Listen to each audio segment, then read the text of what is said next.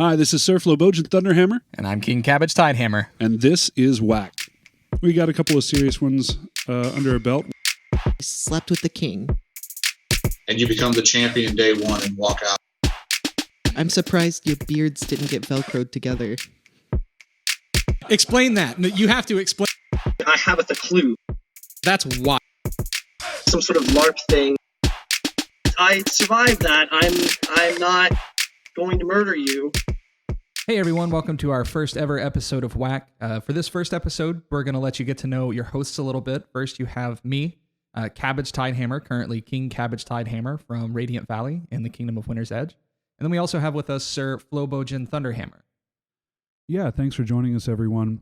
On WAK, we're going to be talking about some topics that are important to our local park, to the Kingdom of Winter's Edge as a whole, to Amtgard as a whole, and to the greater Boffer community. We got a lot of great guests lined up for you, but we wanted to take a moment to kind of interview each other and let you learn a little bit more about us. Cabbage, do you want to go ahead and start us off? I know that you had a couple questions for me. Yeah, absolutely. I think this is a great sort of establishing bona fides kind of thing to do. So a little bit about yourself. I know a lot of folks in our Kingdom of Winter's Edge might know you, but why don't you tell everyone kind of how you got into Amtgard? And, you know, obviously we know that you're a Crown Knight now, but what was your goal originally when you started out? I started in 2000, my first semester into college.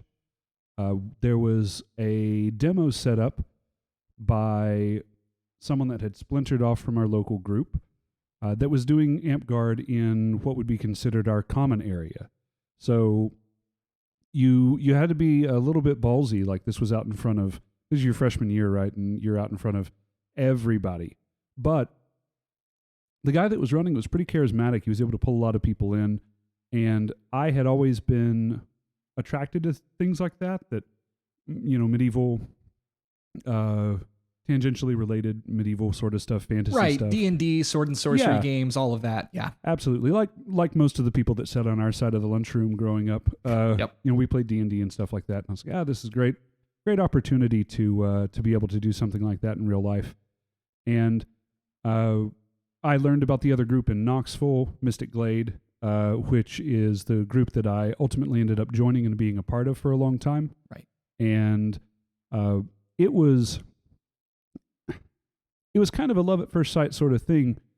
Amtgard, especially back then, appealed to a quality of endless high school, maybe is a good way to put it, culturally. Mm-hmm. It was a lot like an extension of the same friend circle and culture that I had been around when I was in high school. And then that group of friends that I had, I was kind of drifting away from at the time, and drifting towards this group of friends. And it gave me this new perspective and new group of people to kind of grow up with. You know, you need that transition somewhere in your life. Right.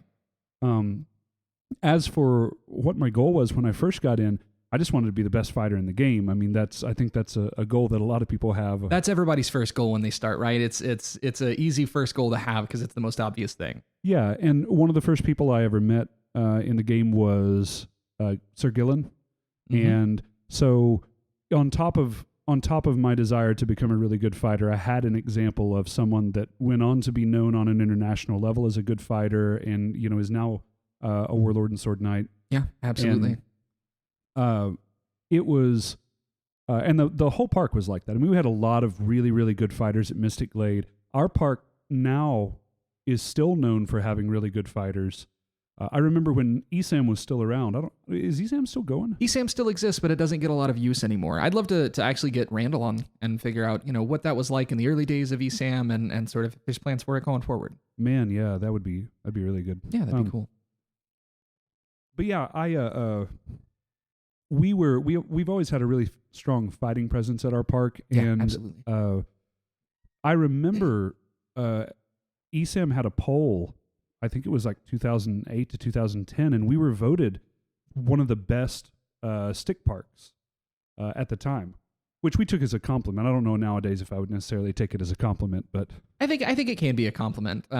Just depending on the attitude that comes with the park, and certainly, now Radiant Valley, which is our home park. We've got a lot of great folks out there, regardless of fighting talent. But I actually want to talk about, you said there was another park, and ultimately you ended up at Mystic Glade. So Knoxville Amped Guard had a bit of a saga, right? Was the original park Sleeping Dragon, or was there a different park? So the original park was Mystic Glade. 1996, Calidor and Snicker came from Dragonspine out to Knoxville, Tennessee, and started up our park. I actually have the original contract hanging in my garage right now. Oh, that's awesome. It has Curse's signature on it and everything. From there, we ended up having, I think, 5 splinter parks, but most of them didn't splinter off from us. Sleeping Dragon, which you mentioned a moment ago, right, splintered off from us, and the leader of that park was the one that I met first. Okay. And from Sleeping Dragon, I don't remember all of the parks that splintered off, but Radiant Valley splintered off and moved to Oak Ridge, which, for those that don't live around here, it's probably about 20, 30 miles away from where we are. Yeah, it's a good drive. Sometimes we would combine parks if attendance was going to be small both days, but typically they were separate groups. Yeah. And a splinter broke off from them, I think. There was 1 or 2 that broke off from Sleeping Dragon for different reasons. This has been a thing for a long time, not just with Amp Guard, but with all aspects of group activity, right? You have to have people to get people. Mm-hmm. If 5 people are out there playing wacky bats, then it's something that can fairly easily be mocked by people passing by. Right. If there's 50 people out there, then it becomes something that might be kind of cool to stop and see what's going on. Yeah, absolutely. I always refer to it as the curb appeal, but the more people you have doing the thing, the more powerful it looks.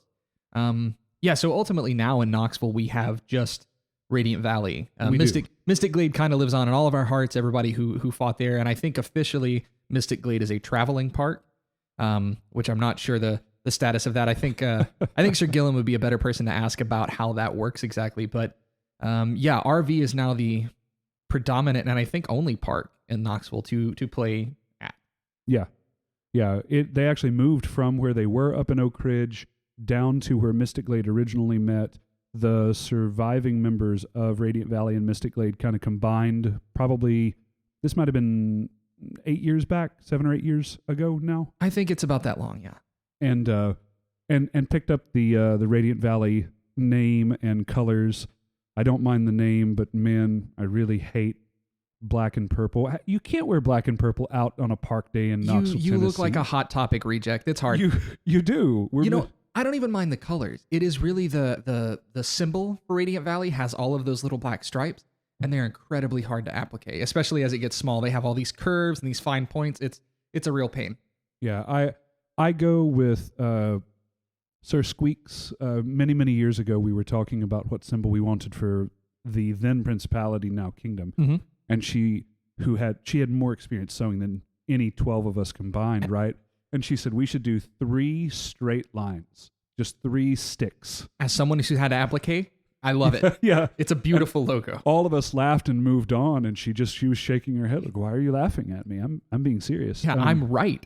But yeah, I like the Mystic Glade heraldry quite a bit more. But I love our park. I love our people.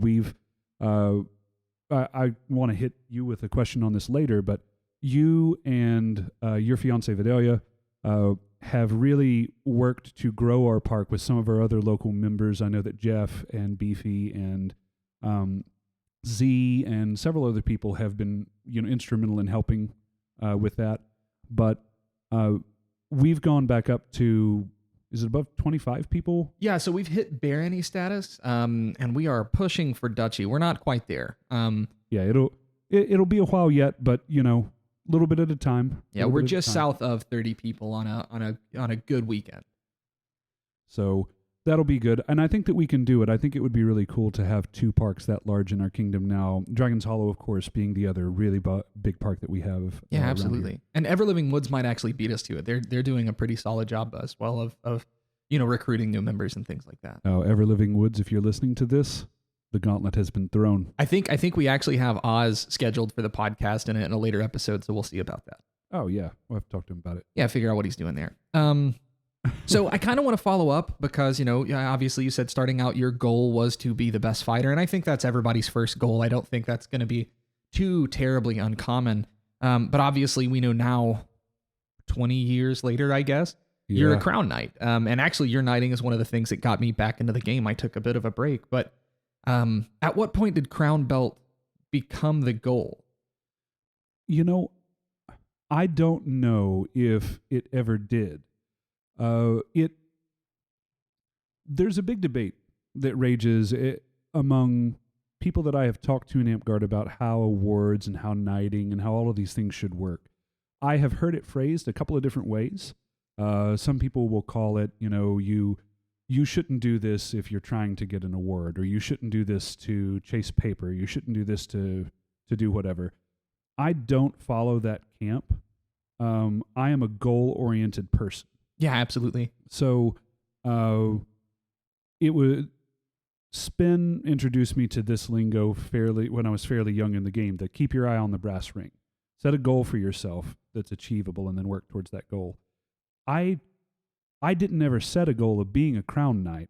My goals were much smaller than that. And looking back on it, it's funny now to say, well, of course, this is what I was working towards. But at no point did I say, I'm doing this because I want to get that. I knew that I wanted to be a knight.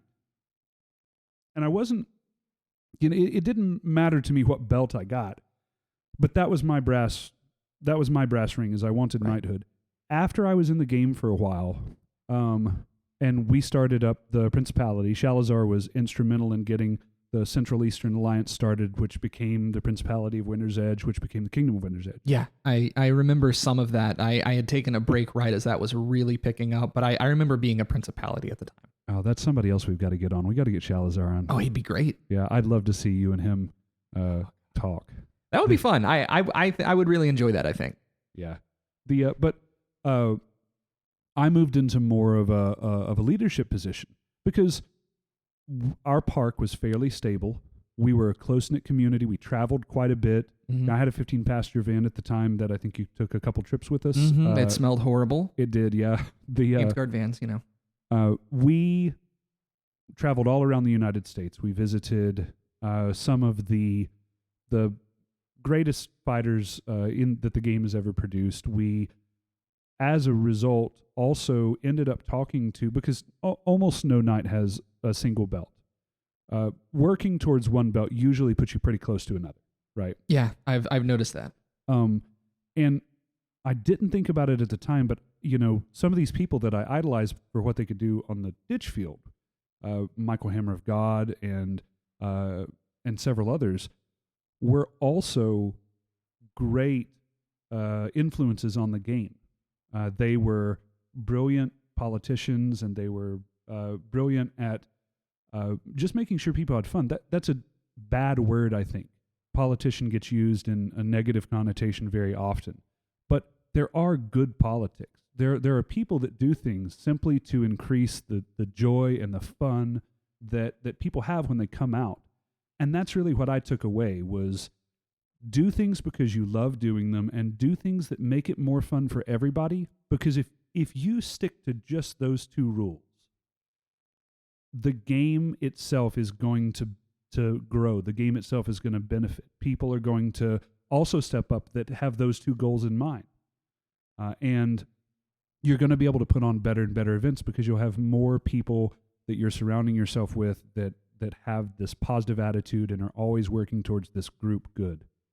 Yeah, I think volume is a big key there. Again, it links back to that curb appeal, but if everybody looks like they're having fun and everybody looks like they're, wanting everyone else there to have fun, then it seems like a cool thing to jump into. It doesn't seem as intimidating on the face of it. So with you being a knight now, I know a lot of folks, and myself included to some degree, although being monarch has certainly, pulled the veil back a little bit, but a lot of folks look at the Circle of Knights, which you now reside on, being a knight, they look at that as some kind of black box that decides the fate of all knights, and they handle a lot of the upper echelon awards and things like that. And I know that to not be true, but how does the game look different now that you are there in that circle of knights looking back at the rest of the game? Does it look different, or is there something that you wish people knew about the circle of knights that maybe they have a misconception about? It does. I'm currently our GMCOK. So I think that when you are on the outside looking in to any exclusive group, no matter what that group is, it is easy to classify some behavior that you don't have all of the information on or something like that as, they're just trying to keep people down or something like that. And I'm not going to make any excuses. That has definitely happened in some kingdoms before. Right. The good old boys systems aren't just a fairy tale. They exist. They've happened. We fight to stop them with systems of checks and balances and things like that. I don't think we as a kingdom have ever had that problem. There have been some people that were frustrated because of the way that our votes went. But I think that there's a difference between the way that we do our votes, just so everyone knows. Our votes are turned in anonymously now. Like if I was going to be doing a vote on you, then I would say, hey, everybody send in your vote to me about how you feel, Cabbage should go. And we do that for a couple of reasons. There's several different schools of thought. Right. How I vote, or how Kazan votes, or how Shalazar votes, or how Zeb or Wheelock or Fiddles or someone like that, these are all different knights in our kingdom vote, could influence the way that other people vote. On a subconscious level, it could influence them. Just as an example, if we have someone coming up for Serpent Knight and our Serpent Knights all vote yes, that's a really strong indicator that this person has met some qualifications. Right, and if you're not a knight who's artistically inclined, you might just go with their judgment because they know better than you do. You may as well follow that flock. That's right, and I'm not even going to say that there's anything wrong with that. But if your vote is yours, right, then it should be yours. Sans bias from other people. You should be doing your research ahead of time and then making an informed vote based on that, not just looking at how other people are voting and then saying, hey, I want to vote this way. Well, right. And at a certain point, I feel like if they get brought to you for a vote, then they've probably, I hate to use this term, but it gets used a lot, they've probably collected all their box tops. Yeah. So you should be looking at the person's character, who they are as a representative of the game to a wider populace. And I think that's something you can vote on regardless of your artistic knowledge and whether or not you think they deserve it. Yeah, absolutely. I might have gone off on a little tangent there, but I wanted to clarify how our voting process works in our kingdom. I won't speak for other kingdoms. Right. And why I think that we've tried to eliminate bias at every turn that we could, and people are giving, their pure idea of what they think about this particular candidate. We do have discussion before the votes are happening, so it's not like we just go in and everyone just votes. The knights have had time to go get to know this person. Right. We're always taking steps to try and get to know people better.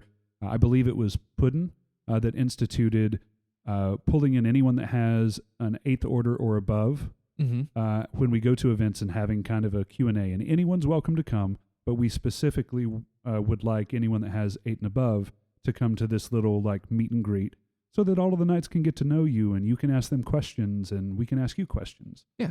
And then we do our vote, and we've had some people that didn't like the way that those votes turned out.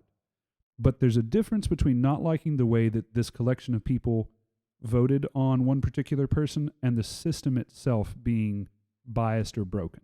Well, I think there's also something to be said about a circle of knights that isn't 100% unified on something, right? Yeah. If it was a unanimous voting block and 100% of the knights said yes or no, it would look more like there was, politics happening in the background, right? Where as everybody not being on the same page and everybody having their own opinion, I think is a good thing ultimately.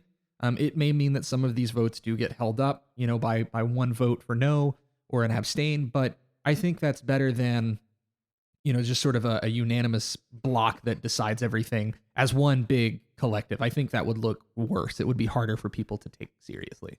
Yeah. Yeah. And the big thing to remember here too is that the Knight Circle does not make a knight. The Right. monarch in our kingdom is the one that makes the knight. And again, I won't speak to other kingdoms outside of Winter's Edge. This may vary from one kingdom to the next. But our system of checks and balances is we are really just an advisory committee. Right. Our Kapora says that our monarch is required to get the vote from the knight, the Circle of Knights, before they drop a sword. Right. But they're not required to follow whatever our opinion is on it. And that's really what it is. Is my job as GMCOK is to bring the opinion of the circle as a whole, boiled down to a simple yes or no, Right. to whoever our monarch is, and then the monarch can then make their call. And this, again, it's trying to eliminate all biases and things like that. If you feel like everyone's turned against you, then use the power of your vote. Get a monarch in that you think will do whatever you need to do. I mean, I can speak as a sitting monarch, and yes, I could technically knight anybody, but I have so many fingers in so many pies that I enjoy having this group around that tells me who is and isn't worth a knighting. And I mean, maybe it's my attention span, and that's something that another monarch doesn't need. But with me, with clan and with all the COVID stuff happening and everything else, if somebody needs to be knighted, I want someone else to tell me, because I'm honest to God not paying attention to it. And it's not because I don't care about our knights, but it's because I know that there's a body that is trustworthy to make those recommendations. Yeah, absolutely. And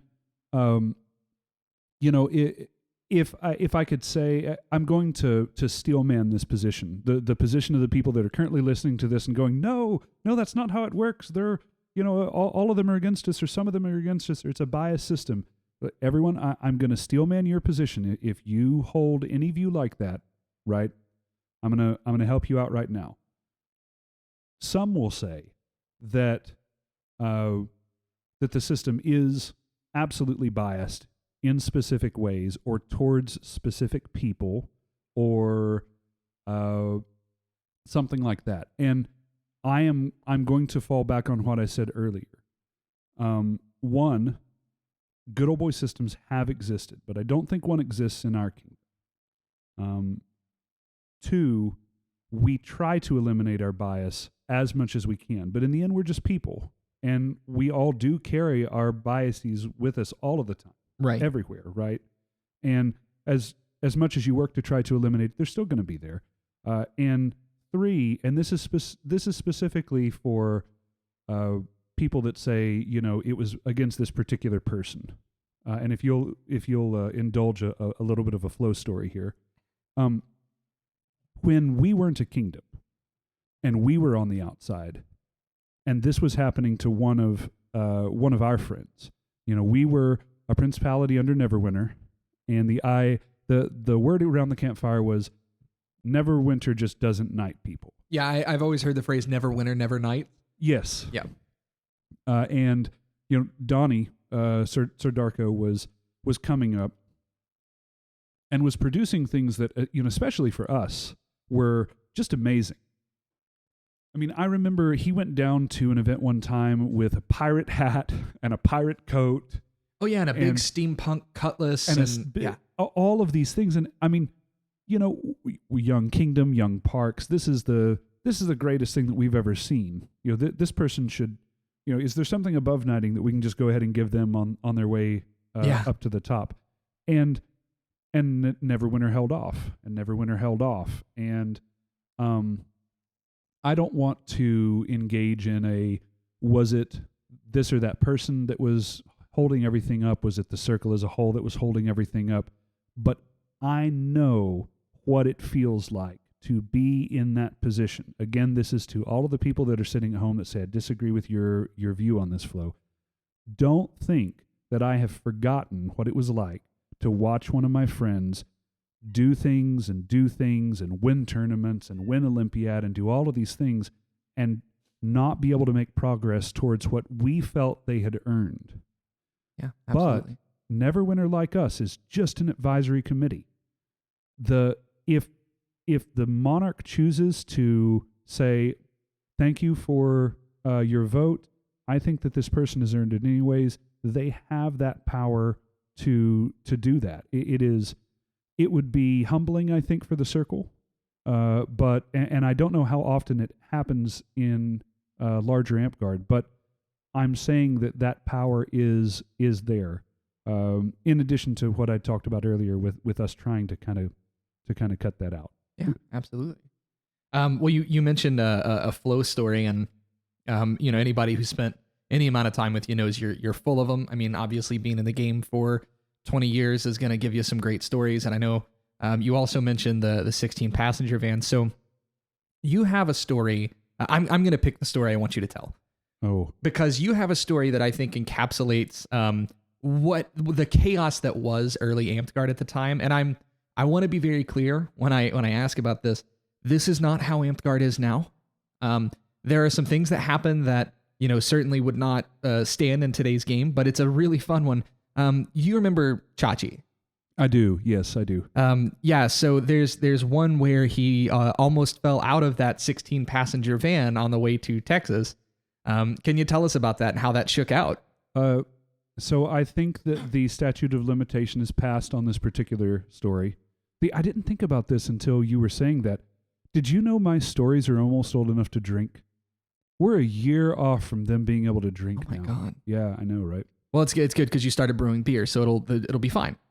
Yeah. By the way, if you're listening to this at some date later than mid to late 2020, we'll be selling Thunderhammer Brew. This is new. This is new just on the podcast. This is the first time I'm hearing this. Yeah, you're going to be helping me. We're going to be doing Thunderhammer Brew. I'm totally down. Hey, no, listen. I've had a sample of the stuff you're brewing in your kitchen, and it's amazing. So my van had been hit. It had been T-boned by a Dodge 3500 truck hauling a horse trailer. It dragged it 40 feet, never tipped it over, but it bent the frame really badly. Why they did not total that vehicle, I have no idea, but they chose to fix it. This came with a few problems. Windows always leaked, and the side doors never shut. Now, this was a 15-passenger van, so think like the two twin opening doors. Essentially the French doors of the van world. Yeah, absolutely. So, Chachi, one of the people that was going with us on trips at the time, we stop at one of the many gas stations that knew our name by that point on the way up and down 75. I told you that we were a principality under the Kingdom of Winter's Edge, and we traveled down there. I'm sorry, Neverwinter. It's all good. We traveled down there probably twice a month at this time. We were down there a lot. And this is a drive from like Knoxville, Tennessee to somewhere northern Florida, right? Yeah, about 8 hours, 8 to 10 hours, depending on where we were going. And we stopped at this gas station, and we've got age ranges in this van are, all the way down to 13 or 14 years old. Yeah, I think Chachi was 14-ish, 14 or 15. Yeah, and the parents I don't even know if this would fly anymore. Parents were like, yeah, of course you strangers can take my child for the weekend. Don't bring him back dead. Yeah, I think I personally knew Chachi's parents at the time, and they were totally cool with it. But yeah, normally I don't know. Yeah, well, and you went on these as well. Your parents were totally cool with it. Yeah, anything to get me out of the house for a weekend. But so he stops and he buys one of those cheapy gas station knives they might only be 1.5 inches long. They're usually black and have some kind of grating cut into it or something like that. I think right? It's when you get a set of nail clippers and it has that teeny tiny file. Yeah. It's just like a cast off one of those that didn't make the original production run. Yeah, they just sharpen the edge up a little bit. Yeah, exactly. But he's sitting in the van and he fidgets. Chachi had to have something in his hands. He had to have something to play with. And he's clicking that knife open and closed. Tick, tick, tick, tick, tick, tick, tick, tick, tick, tick. And my roommate at the time, B, turns to him and is like, hey, man, we're on our way back from the event. Everybody's dog tired. And it's like, hey, man, it's kind of annoying. Could you cut that out? And Chachi, to his credit, was like, I'm really sorry, dude. I wasn't thinking about it. He's like, hey, it's no problem. And about 2 minutes goes by. Right. And he's still got it in his hand, and he's been bouncing his leg. And, you can feel it building like a tide rolling in, and it finally just crashes upon the shore, and he's, as he's going and flipping this knife, open and closed again. And B listens to it for about 15, 20 seconds, and he turns to him. It's like, hey, Chachi. Chachi freezes, and he looks down, almost like he was realizing he was playing with the knife again. Mm-hmm. And it's like, man, I'm so sorry about that. I'm not trying to be annoying. It's just, I had it in my hand. He's like, hey, I get it, man. Just put the shit up. Yeah.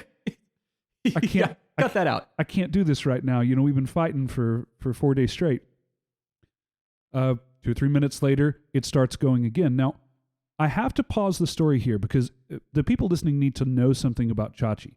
Chachi, 90% of the time, was one of the coolest, chillest kids that you would ever be around. He got out there and fought with the big kids in the ditch when he was 14 years old, and he wasn't a really big guy. Nope. And never complained. He was a clean fighter. He was a good kid. Never had any problems with him on events. But he was squirrely. He was fidgety. He was always kind of twitching. You never knew what he was going to do. Oh, and he had some anger management problems the other 10% of that time that was epic to behold. Mm-hmm. So, as you can guess, another 2 or 3 minutes goes by, and B turns to him. He's had it. He's Chachi, we're done. Stop. And Chachi immediately flicks the knife open, raises it up above his head, and slams it down into B's knee. Boom. Yep. And B freezes and looks down at this knife quivering, only an inch and a half of it, quivering in his leg, and grabs Chachi by the shirt and throws him across his lap and against the doors, not realizing or forgetting that the doors now no longer closed after this person had T-boned me.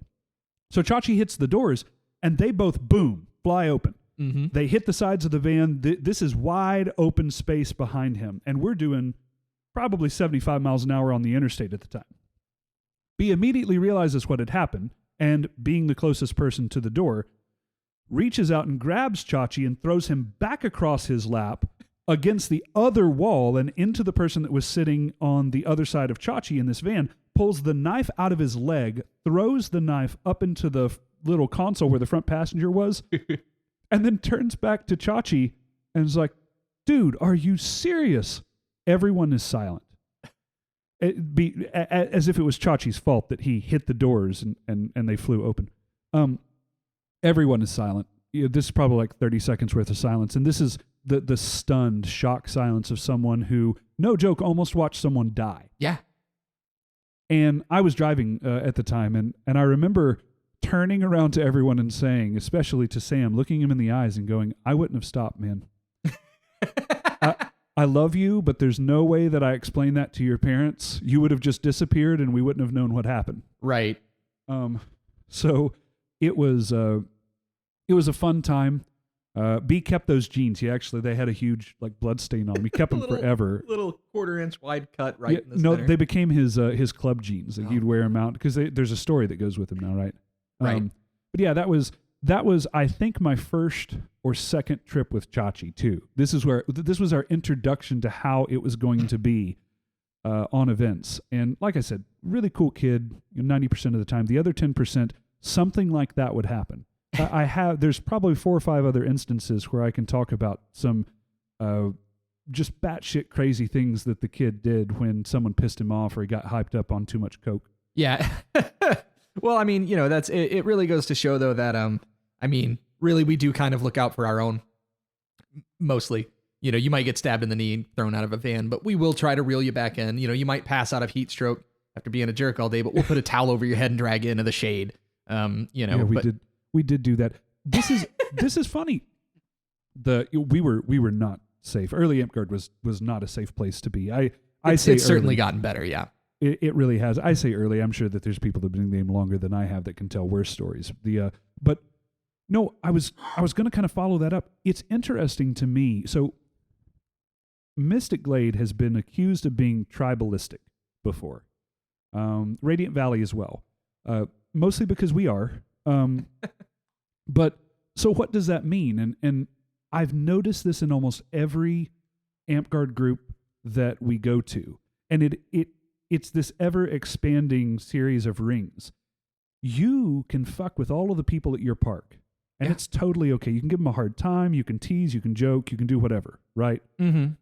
But if somebody else does it, that's their ass. That's not okay. It's a bit of a little brother attitude. Like, I can give that guy shit, but the second you do, we've got a problem. That's right. And so it goes from there, though. Like, outside of your own park, you can give the people in your kingdom a hard time. But then at Winter's Edge especially, if someone else came in and was giving some of our people a hard time, that wasn't okay. Yeah, it's the whole kingdom now that you're arguing with, not just that park or that person. Yeah, that's right. That's right. And Sir Gowan of Neverwinter said this the best. I love this quote from him. I had probably been in for about 10 years, and we were at an Rakkus, and there was a altercation, we'll call it, right, with another fighting company that was there, and their people stood up, our people stood up, chests were puffed out. You're ready to clear the bench, Yeah, and this other fighting company, I'm not going to toss names out or anything like that. This other fighting company says, "Oh, I see. You're just going to bring your whole company." Then, when I was just trying to settle something with you, and Gowan, rather calmly said, "If you didn't know that this meant you were going to be fighting all of us, that's your fault, not mine." That's powerful. I mean, that really is powerful. And it's Gowan had no intention of ever fighting that guy that day, right? That's not what was going to happen. But he was trying to impress a point upon him that this is very much all of us. It's always all of us. It's always interested me to see that dynamic and see how it's changed. I think that when we were much younger, that it was probably very much a toxic thing, like a very much like a pound your chest sort of toxic thing. I don't really see it that way. As we've gotten older, most of us have kids now, and that has turned much more into we're watching out for one another. I think it's gone from being a tribe to a family. Yeah. I think that's the big difference. It's the same concept, but different ways of enforcing it. And, it also kind of goes to show that, like, no matter how annoying you think you might be, you've probably never stabbed somebody. So, just keep being you, and eventually you'll find the family in Amtgard that does support you and does accept you. Yeah, absolutely. We all sat on the geek side of the lunchroom, right? 100%. Yeah. So I want to ask you a few questions. Okay. I know you've been hitting me up for a good minute here. Mm-hmm. So you have been in the game when you were younger. We talked about that a little bit with you doing some traveling. You left for a time, and then now you've come back to the game. Talk to me about what got you in the game when you were young, and then what brought you back into the game once you were older. Yeah, absolutely. So this is a story that kind of centers around two really great people. So as far as what got me into the game, oh goodness, I started in late 2007, early 2008. The dates kind of blur, but it's been a while. I've been in the game for close to 15 years, but I did take a break. So what got me into the game was actually a player that's really well known by a lot of people, Tie-Dye. Yeah. She happened to be dating a guy that lived on my street. I mean, it's one of those, it's a small world kind of things. Yeah. But she was dating a guy named Seamus at the time who lived on my street. And, I hung out with the guy. We rode bikes. We played the same kind of game. So we, whatever. And, she helped me make my first sword. Do you want to know something funny? What's that? Seamus's uncle, Sir Cardor, right? was my first night. Yeah. So that again, small world. I forgot about that, but you're totally right. Wow. Yeah. That's awesome. I'll have to pitch that next time I see him because he still lives on that street. Oh, does he? Mm-hmm. Yeah. You knew Tie-Dye and through Seamus, and Tie-Dye got you into the game. Tie-Dye forced me into the game. Force you? What is that? How do you force someone?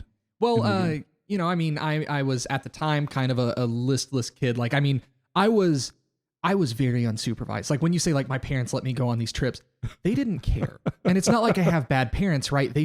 They were like, yeah, you're not killing anybody. Go have fun. My mom's the same way, I mean, like we were making, you can take certain chemicals and aluminum foil and put them in a bottle and it explodes. We were making bombs and stuff because we lived out in the middle of nowhere. Yeah. So I was deeply unsupervised. And I think Sarah, being a little bit older, knew that and kind of realized like that's not a good place to be. And so she literally, like, she would show up in her van and be like, hey, get in the van, loser. We're going to Amtgard. Okay, yeah, sure. And I mean, she did stuff like she would come wake me up. Like we were on such a basis, she would walk into my house, walk into my room and be like, hey, get your fucking garb. We're going to Amtgard. Okay, shit. Hold on. Let me go. Can we get breakfast? She's like, yeah, I'll buy you breakfast. Like she was one of those people. She would drag me to an event and pay for my food. She was one of those people. It's truly amazing. And like that she was a knight before she passed is I think entirely deserved. Yeah. And I'll say this just to interject into your story here for just a moment. Yeah, totally. I've said this before. I'll say it again here. The fact that she left Winter's Edge and at the time the Greater Kingdom of Neverwinter, not having received her belt from us after being with us for so long is one of the greatest tragedies I think that our kingdom has ever committed. I'm inclined to agree, but I'm still glad she got it. I am too. There are plenty of people who deserve their belts, but I can think of few people as deserving as her. But yeah, she forced me into the game, right? She taught me at the time everything I knew about fighting. I mean, I remember we would be in the parking lot of a Walmart fighting in one of the empty parking spaces. Anything to get some wax in. I mean, it really was. We were seeing each other, I don't know, 2 or 3 times a week. Yeah. So Sarah is the person, Tie-Dye is the person who got me into Amtgard and really showed me what the game could be and that family aspect of it that I kind of didn't have at home. She ended up moving because she was also pursuing her doctorate at the time. I think she studied in the UK. I think she even visited the Amtgard group in Croatia at the time. So we kind of drifted apart, and ultimately my life was getting more real. I was going to college. I was doing a lot of stuff, and I dropped the game for a while. A big impetus for that was I had a child. I was doing the single dad game. I had full custody of the kid. And so I took about 5 years break from the game. To get your stuff in order and make sure that your kid was settled. Exactly. To get my life together and really just, during that time, I kind of forgot about Amtgard. Like I was always tangentially aware of it. I knew, we still talked. We were still buddies. So You told me of the things that were happening and I'd go, oh, who's that guy? That sounds cool. But that's about the extent of my knowledge. So what got me back into the game after taking a 5-year break was actually your knighting. Oh, wow. Yeah. So, Sir Gillen, Zeb, was like, hey, Flo's getting knighted, next month. I'm like, nobody told me. Next month? When did we decide this? And he's like, dude, it's been in the works for a while, man. He earned it. He's going to get his belt. And so I show up to the Murder Barn. I think it's the Cumberland Center. The Cumberland Center, yeah. Yeah. It's always called the Murder Barn, so I never know what it's supposed to be. So I show up there and, you are there, of course, you're getting your drink on cause you've earned it. And this whole ceremony happens. And I was like, that's one of my best friends in the whole world getting knighted. One of the things that I think I glossed over a bit there was we actually lived together for a while. That's right. We did. How long were we roommates? Maybe 2 years, I think. It could have been a little bit less, but I feel like 2 is pretty solid. Yeah. And the whole time I was going out, you were never the person that was, oh, I'll come out next week. You were very solidly doing your own thing at the time. You were really happy. You did come out a couple of times when we would have like big get-togethers or something. I know that you came out for those. Yeah, anytime there was somebody coming out I hadn't seen in a while, I would go just to say hi. Yeah, it was more of a socializing thing. And I want to say, too, I think it's good when people take breaks from the game. I mentioned this earlier, but you need to be having fun when you're doing this, right? Mm-hmm. Like, if you're not having fun, if you're starting to get burnt out, step back. it doesn't have to be completely leaving the game. It can just be a small step back from maybe the offices that you're running or something else going on, right? But you have to keep this fun for you. And I think that I also step back for a little while. I know that you have. Most of the people that play the game, I think, have had to step away for a little while. Yeah. But you did that. You were taking care of your family situation and just, living out the rest of your early or late teen, late teen, early 20 years, not involved with Amp Guard, because all of this time, from your mid to late teens was all Amp Guard, right? Yeah, 14 to 19 really was just straight Amp Guard. Yeah, I think that stuff like that is definitely needed. So, thanks for sharing. The next thing that I had for you is kind of an odd situation that you found yourself in. You're currently our king. Mm-hmm. This is your first time ever running for a kingdom level office. Mm-hmm. You had held some local offices at Radiant Valley before this. Yeah. But you are elected late February, early March. Yeah. The timeline blurs a little bit, but I think it was very, very early March, like March 3rd or something. And COVID hits late February, early March. COVID hits around March 20th, and I only know that because March 18th is my birthday, so I got to miss out on that too. Yeah. But that's when it started picking up. Yeah. It's the world giving you 2 middle fingers for your birthday. Yeah, absolutely. I still had fun with it. So you come into your first kingdom level monarchy, and park areas begin closing down. Mm-hmm. Recreational stuff begins closing down. The ability for groups to meet is non-existent. Yeah. You had this idea of how you wanted your reign to go, and it probably wasn't this. No. It given the opportunity to choose, I would never choose this. But I do think that, if I were able to do my reign the way I wanted to do it, I had a really simple theme. It was just going to be like orcs versus the kingdom, which when I initially floated the idea I was like, that's stupid. But maybe not stupid, but it's too simple. But my thinking was, we'll do a simple theme extremely well. Yeah. So there's something to be said for the story not getting in the way right. of what's going on, Right. There's a philosophy that I try to incorporate when I do things. And I cannot for the life of me remember who said it, but a piece of art or a thing is only perfect once there's nothing left to be removed. Right. So I don't want to do a ton of, big, complicated, overarching plots. I just want to do a simple theme and visit all the parks and have a lot of fun. Yeah, and I know that you and I had talked about this a little bit, but this was really an excuse to do park travel and to encourage different parks to get together to hold mini events and things like that, right? Exactly. And one of the other things that I still have been able to do during COVID is a lot of administrative things that I knew I would be good at for the role. So there are a lot of things from a business standpoint that the kingdom still needs. Yeah. Because when you think about it, every kingdom is a business because we are a 501c3 nonprofit. So, some of those are simple things like getting a kingdom letterhead, getting the PO box and things sorted out that I've been working with our BOD on doing, getting a fundraising structure. A lot of things like that were things that I wanted to do regardless of what the reign was. And I've been able to do those in the background. Sorting out things like insurance for events has been another big one that we'll be making an announcement on very soon.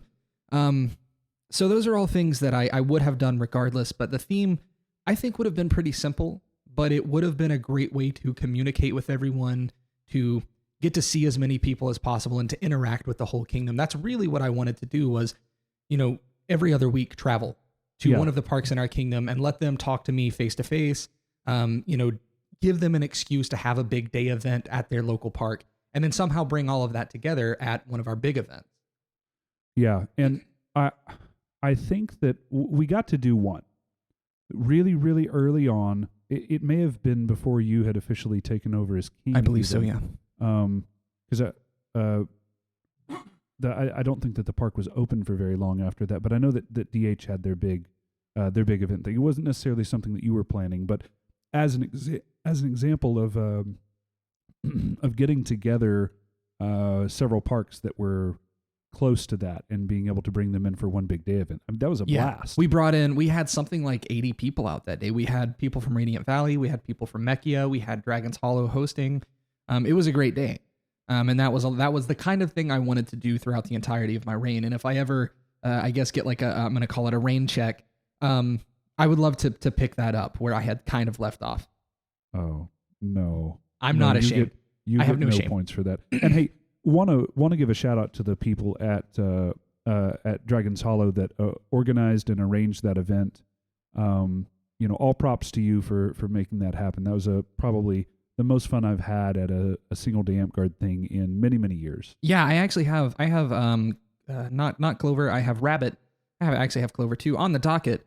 And I want to get him on the podcast and talk about how he manages a park with that much attendance, because they have pretty big days pre-COVID all the time. Yeah, and Rabbit being a big person at this park, this Dragon's Hollow that we were just now talking about to put on this event. Yeah, he often finds himself in the driver's seat there.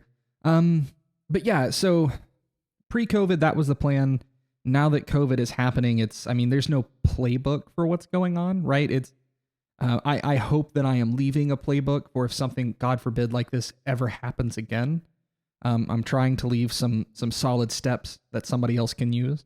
But it's mostly damage control. So we are finding ways to keep the kingdom engaged, talking to one another, trying to, keep everybody's spirits up. And also, I think we're one of the only kingdoms doing this, but trying to find ways that people can play. So one of the first things I did as part of my reign was I went through every single park, found their local municipal ordinances and then their state ordinances if they weren't in the state of Tennessee. Yeah. And I told those parks, okay, based on what we have here, your area allows contact sports. It allows groups of up to, whatever people. And I made that one big thread and said, these are the parks that can play. These are the parks that can't. And it would have been easier to just say nobody can play. I know in the international Circle of Monarchs chat, that was the consensus, just like, we're not doing anything. I'm not going to bother. But I have worked really hard to ensure that those groups who can play still play. I hate being a monarch where people cannot play Amtgard. So like I said, it's damage control. But we have a few groups that are playing where it's legal. It was a decision I agonized over, to be really honest, because the safest thing would also be to say nobody gets to play. Yeah, of course. And yeah, you can ask Baron Vidalia. I genuinely lost sleep over this, right? Of saying, well, these parks can play because it's legal to, and I am not the law. I run this game, but I can't override mundane laws. So going to those groups and saying, hey, you've been asking me, because I would get from each park in our kingdom, I would get a message a day saying, hey, can we play? So going to those parks and saying, yes, you're allowed to play is a bit of a controversial move, but I think it is the right move, letting those parks have their own sovereignty and do what is legal for them to do. Yeah, that makes sense. It's a choose your own level of involvement. Exactly. Right? So speaking of the Circle of Monarchs for the national level and then kind of AIBOD tangentially related to that, what is it like being a new monarch, especially in this kind of special situation that we find ourselves in? Did you get a lot of support from the Circle of Monarchs or from AIBOD? Were you able to talk to some more experienced people there and get some feedback? I'm going to say no, but I don't pin that on anybody necessarily. Again, this is completely uncharted territory, so that everybody didn't have an answer is fine. Yeah. But there really was the guidance from Amtgard International was, the corporate side of things, so the BOD sure was, we're suspending the sign-in requirements. That was all that we got. There was no guidance on how to keep your players engaged, how to do any of this. And other monarchs were trying to find those ways. And I think kind of organically, we all settled on the same things. Do chats in Discord, keep your parks doing crafting nights, via Zoom, that kind of thing. But there was very little guidance on the upfront of it. We were all feeling this out as we went. And actually, when I went through and did the research on all the parks, I shared that with the Circle of Monarchs. And I said, hey, here's what I've done. And they were like, oh, holy crap, that's amazing. How did you find all of this info? And I said, well, I had to dig for each and every park. And they said, yeah, we're not going to do that. Which, fair, right? Again, it is easier and probably safer to just say, we're not going to do that. Yeah, and so this is a question for you too. You mentioned, AIBOD came back and said we're suspending the sign-in. It touches on a follow-up question that I had for you. There's two different sides, or more than two different sides to a lot of these coins, right? You as a monarch have an empathetic response as a caring, feeling human being who is interacting with your friends and wants what's best for them, and you're not their parents, and you can't tell them what to do, and you want them to be able to go have fun, and you want them to be safe, and all of these other things. And there is that side of what you do as a monarch where you're answering questions, late at night from someone who just has some random thing about AmpGuard that they wanted some more information on. They could have gone to anyone, but you're the monarch, so they went to you. Yeah, exactly. The other side of it is that you are also, and I'm speaking from a legal standpoint now, you are currently the CEO of our 501c3 nonprofit organization that is Winner's Edge AmpGuard Inc. or whatever our official filing is. So, and that approach is different from this first approach that I've described. It, in some ways, has to be different because they care about different things. They are trying to protect different things. Yes.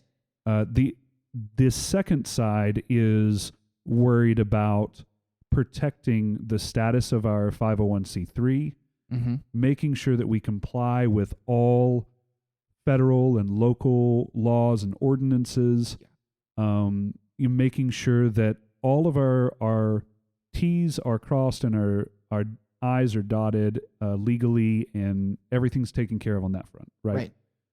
So what is it like, and this is for anyone who's never had to be a monarch above a local park level before, because you don't get as much of this on local park level, but what's it like to have to hold these sort of dual personalities in your hands at once, and how does that affect ultimately what decisions you come to on what to do? So yeah, this is, man, how much time do we have? This is one of those things that no one can prepare you for, right? Like what I'm going to tell you now, I hope that everyone listens to before they take a kingdom level office, because for me, and I imagine for most other people, when they get to this chair, this throne, it is a neck-breaking transition. It happens so fast. So like you said, at lower levels, all the way down to Shire, Barony, all the way up to Duchy, you really are not in the hot seat legally when it comes to the game as a business. Right. It really, that transition happens the moment you become Kingdom Monarch and at no other point. So like you said, I'm technically the CEO of a nonprofit, and that makes all of the dues paying members technically shareholders. I just represent all of you, right? If we were to ever go to court for some reason, that's how a judge is going to interpret it. So I have to think about, where we are liable for things. And this is something a lot of people don't think about, but businesses, whether they're nonprofit or not, are liable for everything that happens as a part of that business. We're liable for what gets posted on our Facebook page. We're liable for what gets censored on our Facebook page. We're liable for what our members go out and do if it's a crime or something like that. We're liable for a lot. So that informs a lot of decisions, especially around COVID. That's why I checked those municipal ordinances to make sure these things were legal. And even down to, an individual event where I have to check and make sure that not only is it legal for us to do this event and to have this many people in a group together and that we're all insured and all of these other things, but also that it's financially stable for us. Yeah. That we can keep doing these things. We can't just break even. We do have to pay AmpGuard International some money. It's still up for a vote, but $2,000 a year is the current going figure. So we have to make some money just to stay stable. So all of those things kind of meet, and that is entirely outside of the game. That is something that, there is no in-game reward for doing correctly. The in-game reward is our game still exists.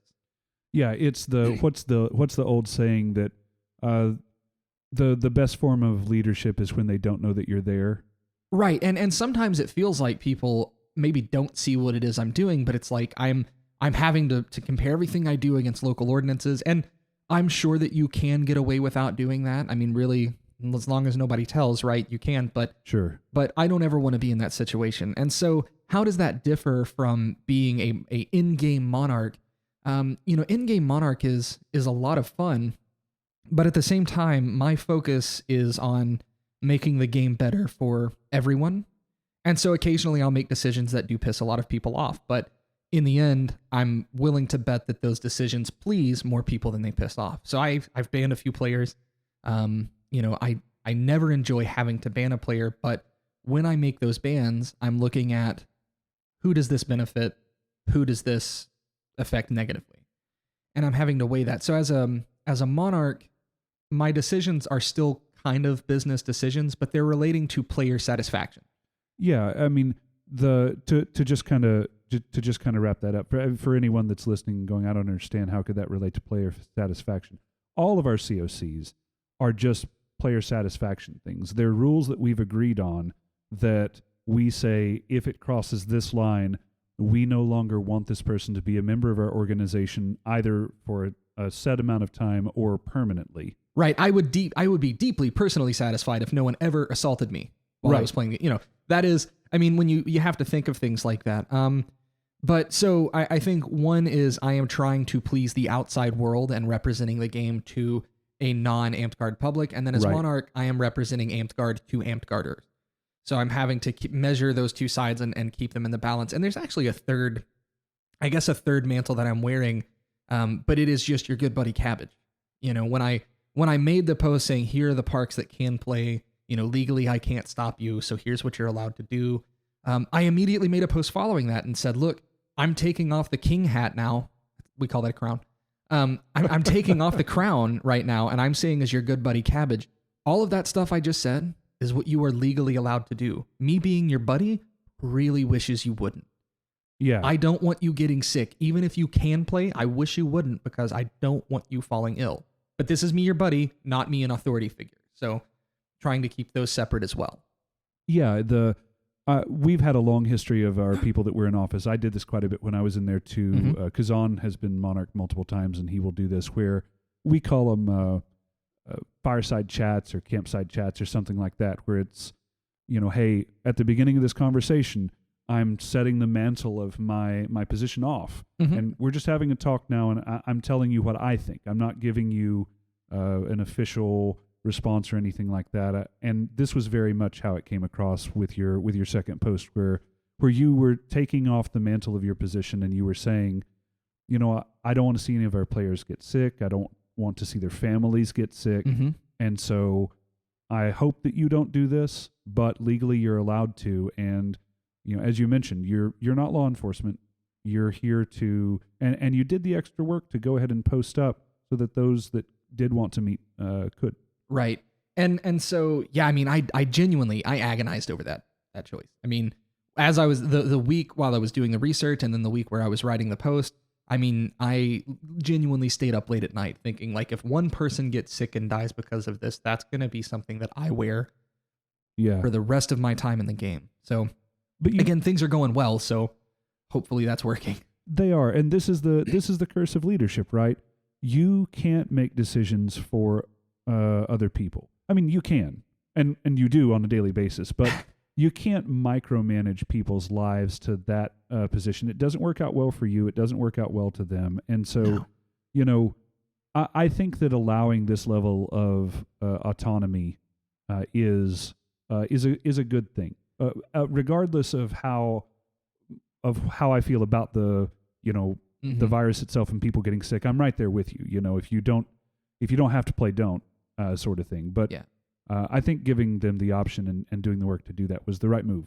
Right. So ultimately, I represent our players. I'm working for you. I'm working for those players that want to play. So figuring out ways they can play is the bare minimum of my job right now. And you mentioned this earlier. I kind of want to circle back around to it. Mm-hmm. You're the CEO, the figurehead, and you can.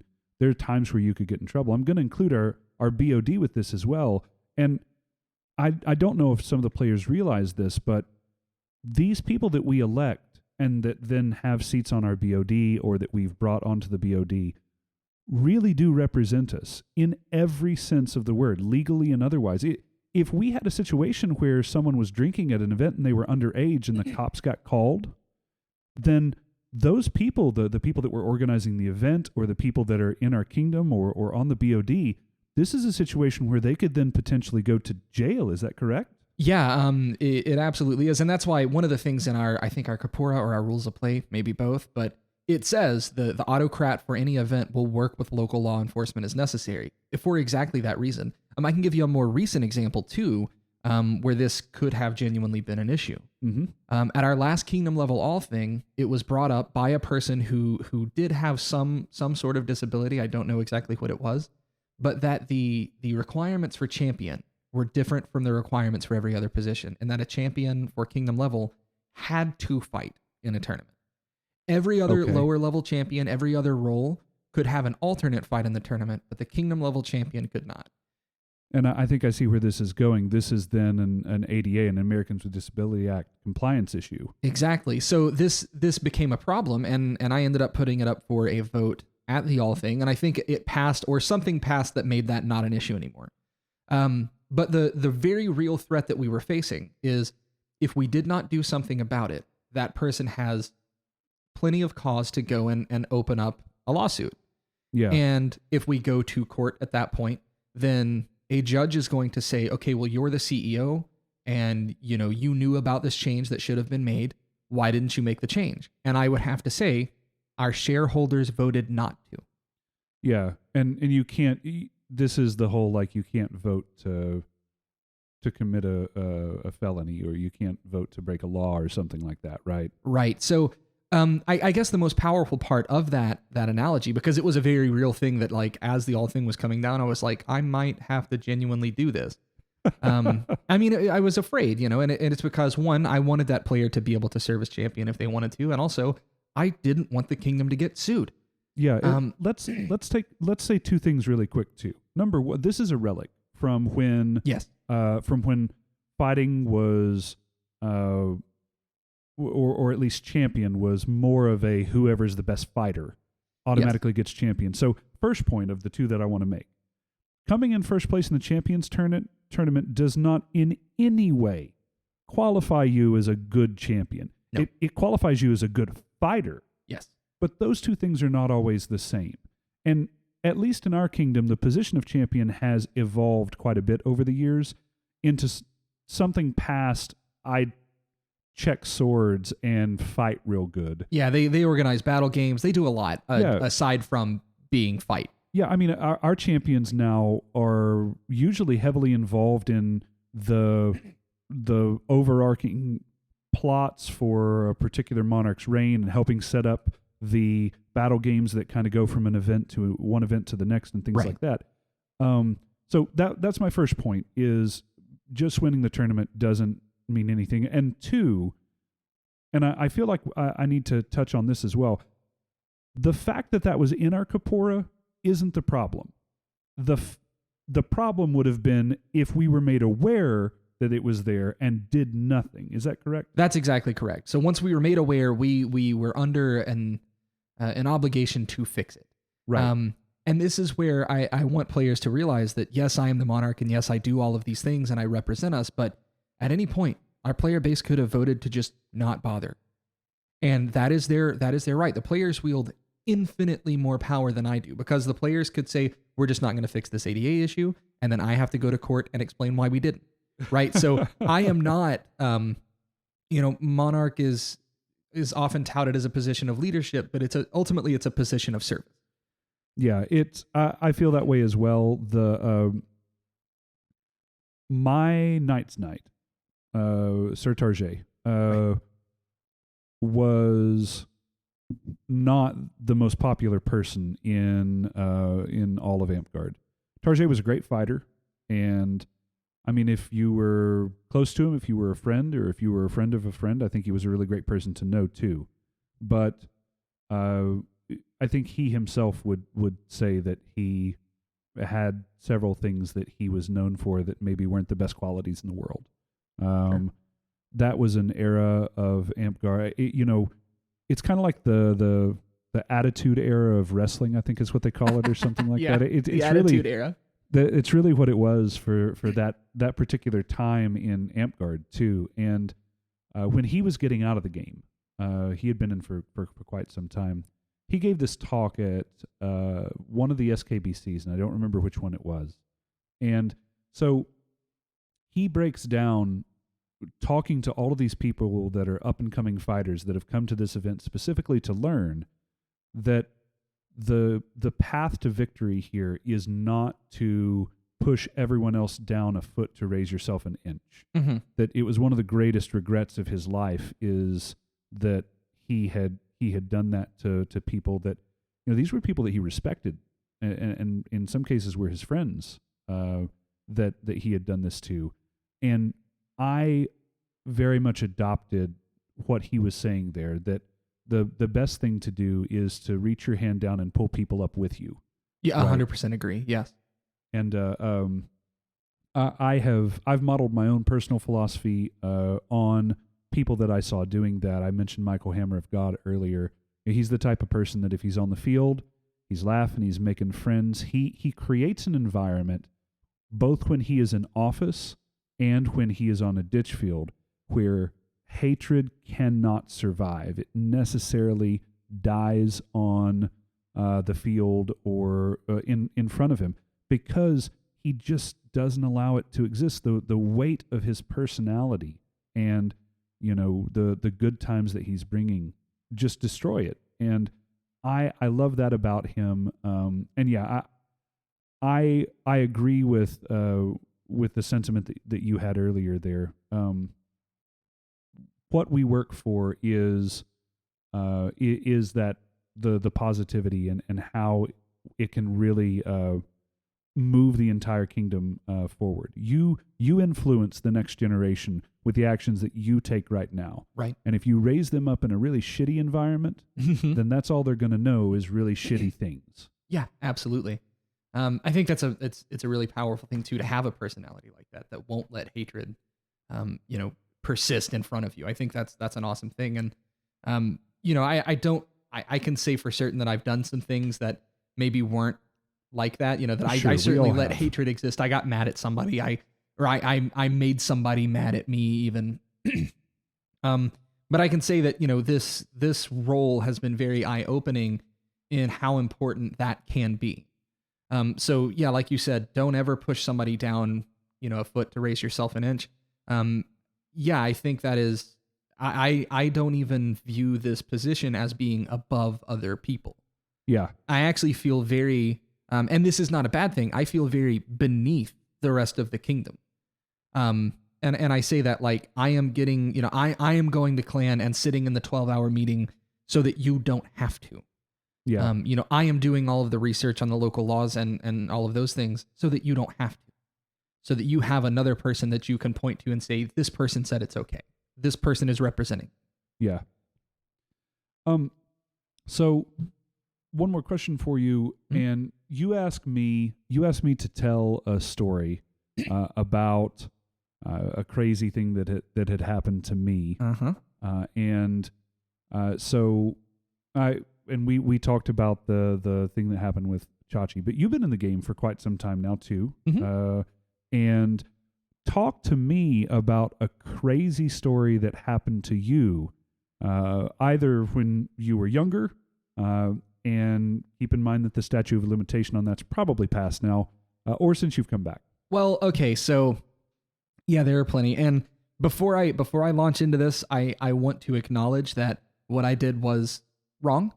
I am completely aware, and I think also that Amtgard has moved on from this place and is a better game for it.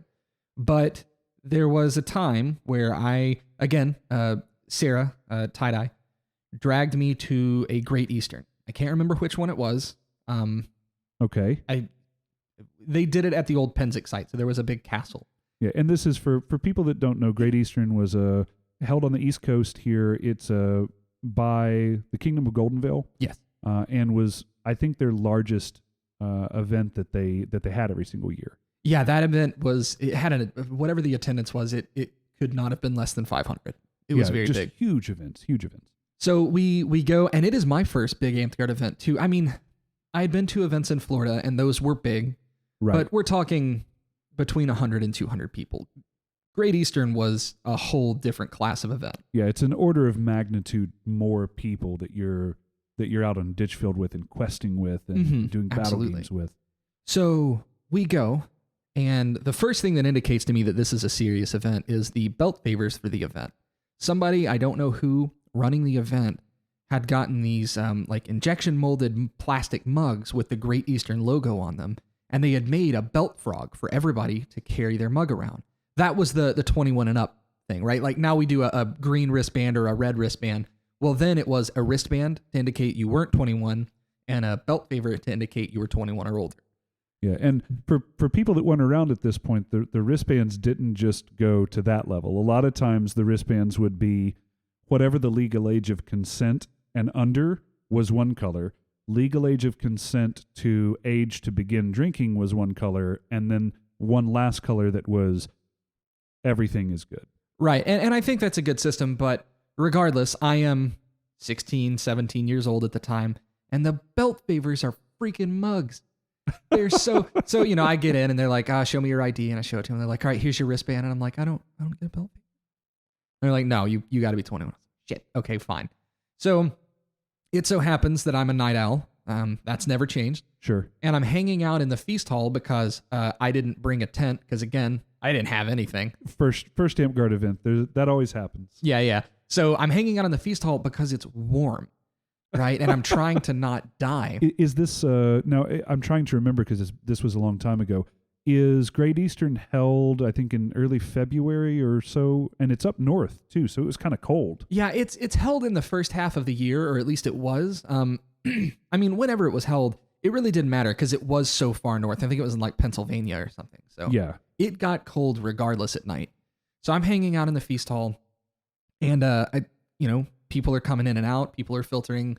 And there's one of these belt favors just sitting on the table. Now this is a mug. Yeah, there's this mug. It's still got the belt frog on it. I mean, it looks brand new, like it just came out of the plastic. Yeah. And so I'm like, hey guys, whose mug is this? I'm trying to like the question is very obvious, right? Can I steal this? Yeah, is this right. mine? Right. We called it ground scoring, not stealing. Theft is against the law. Ground scoring is okay. Which is why I say I know what I did was wrong. Yeah. But I mean, genuinely, I did ask around. I was like, hey, whose mug is this? Anybody know? And eventually somebody said what I was hoping they would say. They said, look, man, if nobody's there, it's yours. Right. And right. that's all. That was the approval I needed. I was like, awesome. Put it on my belt. Well, from that point onward, and this is where I sort of absolve the event staff of responsibility. You were 21. Right. And that is my fault. I want to point out that at no point do I hold the Great Eastern staff responsible for what happens next. Or anybody else for that matter. I had the 21 and up belt favor. I did the wrong thing. But I'm walking around, I've got this thing on my belt, and I'm not thinking anything of it because, I mean, I still don't drink a lot. I did not drink a lot at the time, but people started offering me drinks. Which was a very Golden Vale, Great Eastern sort of thing to do. Really very, a lot of hospitality, a lot of, hey man, you're walking from camp to camp. Hey, why don't you let me fill your cup up? Yeah, so I took advantage a little bit. I had a couple of beers. But I am walking to the ditch field now. Like I'm ready, I'm bored. So I go out to ditch and I'm walking through the campground from the feast hall through the campground to the ditch field. And there is somebody there that has a blender that is dead ass a motorcycle with a 5-gallon bucket on it. And the way they crank the blender is by cranking the motorcycle, and they're making like 5 gallons of margarita at a time. Now, to this person's credit, whoever they were, they saw right through the belt favor. They were like, keep walking, kid. And I was like, all right, fine. But I did watch, and this thing was so cool. They had, they were pouring in like whole bags of ice and whole bags of margarita mix and whole bottles of liquor, and they were having a good time. This is Sir Belkev. Sir Belkev is the person that you're talking about. I believe that he built this. It had to have been handmade. I refuse to believe that you're buying this at a Sears. Like, there's no way. And I remember this too, because it would get so cold from the engine cranking at such high RPMs that ice would just start shattering off the outside of this. Yeah. You know, in huge sheets. Yeah, it looked like there was like a snowfall underneath the thing as he was blending. Yeah. But anyway, I got passed up completely for the margaritas because, of course, I've got hair down to my butt crack. I'm covered in acne. There's no way, right? Nobody should have given me anything. But again, I had the belt favor. So I make it out to the ditch field. I'm fighting. It's probably 2 a.m. at this point. And, you know, we're going at it. I mean, there's probably 50 people on this ditch line at 2 a.m. Right. There's professional ditch lights. I mean, it's all well lit. It's amazing. And so hanging out on the ditch field, I get tired. I see a guy with a Camelback. I'm like, hey, man, can I just get a little bit to drink? And he's like, yeah, man, sure, no problem. And so I hit the Camelback, and it is full of vodka. Of course it is. Yeah, so I'm very thirsty, very tired, not paying attention. And I took, I'm going to say 6 or 7 just solid swigs before my body went, whoa, what are you doing? So I am now at this point very plastered. Yeah. You know, and again, not that guy's fault. I had the belt favor. He thought it was cool. But I am shithoused. Yeah. And so I end up, nothing bad happens after this point. I just remember being very drunk on a ditch field with a bunch of people who thought it was all like really funny. Yeah, well, and underage drinking, again, this is not making excuses for Not whether at all this an is- endorsement, no. This is good or not, but underage drinking was kind of a tradition back then. I remember a very early event that I was at as well, where I was drinking with the security crat of the event, the kingdom of the king, the king of the kingdom at the time, and they all knew that the crew that came with us, this was everybody that came in the 15-passenger van. I think there might have been 1 or 2 of us that was over 21 Right. at that time, right? So they knew, and they didn't care. Yeah, as a game, we've moved away from that, and it's good because I think we did lose a few event sites as a result. We did. So we definitely learned our lesson. Well, and as we talked about earlier, it was dumb. We could have gotten people into a lot of trouble. Yes, and like me as a person should have known that at the time. But I get plastered. We ditch for a little bit. It's fun. Actually made some cool friends up there. You know, just kind of just being a part of the gang, you know, and then I made it back to the van that we came in and just ended up crashing in the van, just passing out in the back seat with like not even blankets, just garb that people had left, just pulling it onto me. You know, but that was a really fun event that I still distinctly remember to this day. I remember how the belt favors looked. I remember how big they were, you know, all of this stuff. And I remember every person that I hung out with on the ditch line and everything else. It was a ton of fun. Yeah. So, hey, if you were the person who helped create those belt favors for that event way back in the day for whatever GE that was, know that those kind of things have impacts on people. And, you know, someone who is older now and is involved, you know, as part of your role as king with the organization of these events, think about how much work went into something like that, man. Think about the time, the money, the energy that somebody spent to make that happen. The crew that put that together, I want you to know that at least for one person, that person being me, you left a huge impact. That showed me how big the game can be. Yeah. And you know, even though I did some questionable things at that event, it really showed me how much of a good time Amped Guard can be. And we've certainly found ways to do that aside from underage drinking. You know, but I do think that every person that was there that night when I was doing that, I don't hold them responsible. And for what it's worth, they were very good caretakers too. I don't feel like at any point something bad would have happened to me. And I know people have different stories that may end differently, but at least for me and that event and those circumstances, it was a really welcoming moment for me in Amped Guard. Yeah, absolutely. It's a great story, man. Good story. Hey, I've had a whole lot of fun here. I think that we're probably approaching about 2 hours or so. God, really? Yeah. We've been at this for a while. So did you have anything else that you wanted to wrap up with? No, I don't think so. Stick around. We will be releasing our next podcast is going to be with Circus On. Yep. That's going to be the next one. And we have a couple of other podcasts lined up as well. I think on the docket, we have Oz from Ever Living Woods. Yep. I mentioned Rabbit from Dragon's Hollow. We may have Sir Gillen on at some point. We're reaching out to quite a few people. we mentioned her earlier. We should also have Vidalia on. For those that don't know, Vidalia's been doing a lot of work for local park here at Radiant Valley. She's organized a lot of online activities for us, some movie days, some online crafting, which you touched on a little bit more. Yeah. I think she would be a really good one to put on too. Yeah, absolutely. So stick around. Keep tuning in. We're going to release these every Friday. So this is the first of many podcasts. And if you have a guest that you would like to see on the show, certainly let us know. And we'll work to get them on. But stick around. So one last thing. What are we gonna name this? This show or this episode? Well, you and I have been fighting over the show name for a while. WAK is too good. It has to stay. Yeah, I like WAK as well. What does WAK mean? I'm going to say Warlords and Kingdoms. Yeah, I like Wastelands and Kingdoms better. Okay. But we'll decide that another time. I think Vidalia's already created the art for the show, so we'll probably have to stick with whatever art she created. I'm not going to ask her to do it twice. Yeah. So what about this episode, though? We need a name for the episode as well. Something like Establishing Bona Fides. I said that at the very beginning, and I think it's a good encapsulation of what the show's about. Oh, I went in a totally different direction. Okay. Mine was, and I don't know if we would have to make this an acronym because I don't know if Spotify or YouTube will allow a name this long, right? But Subway before recording is a horrible idea. Was where I was going. What I was going for. Thank God for editing. When people do end up hearing this podcast, they'll miss all the breaks we had to take because we ate Subway. Yeah. So what was it? Subway is a horrible idea before recording. Yeah. I'm fine with that. Yeah. Yeah. Let's do it. Okay. I like it. Yeah. All right. Hey, thanks everybody. We'll see you next time.